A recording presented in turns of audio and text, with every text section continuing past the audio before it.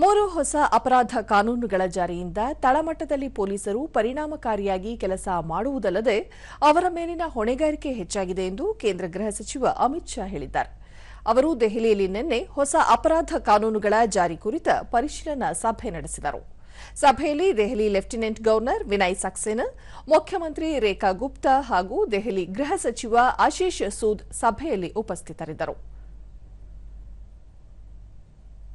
ಬಳಿಕ ಹೊಸ ಅಪರಾಧ ಕಾನೂನುಗಳ ಪರಿಣಾಮಕಾರಿ ಜಾರಿಯಿಂದ ವ್ಯವಸ್ಥೆಯಲ್ಲಿ ಸಾಕಷ್ಟು ಸುಧಾರಣೆಯಾಗಿದೆ.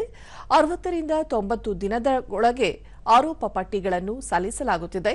ಇದರಿಂದಾಗಿ ಅಪರಾಧ ಕೃತ್ಯಗಳಲ್ಲಿ ಭಾಗಿಯಾದವರ ಶಿಕ್ಷೆಯ ಪ್ರಮಾಣ ಕನಿಷ್ಠ 20ಕ್ಕೆ ಹೆಚ್ಚಿಸುವ ಗುರಿ ಹೊಂದಲಾಗಿದೆ ಎಂದು ಹೇಳಿದರು.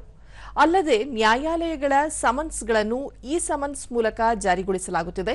ಪೊಲೀಸ್ ಠಾಣೆ, ಕಾರಾಗೃಹ, ನ್ಯಾಯಾಲಯ, ಅಭಿಯೋಜನೆ ಮತ್ತು ವಿಧಿವಿಜ್ಞಾನ ಪ್ರಯೋಗಾಲಯಗಳ ಮೇಲಿನ ಜವಾಬ್ದಾರಿ ಹೆಚ್ಚಾಗಿದ್ದು, ಒಟ್ಟಾರೆ ನ್ಯಾಯ ವ್ಯವಸ್ಥೆಯಲ್ಲಿ ಗಮನಾರ್ಹ ಬದಲಾವಣೆಯಾಗಿದೆ ಎಂದು ತಿಳಿಸಿದರು.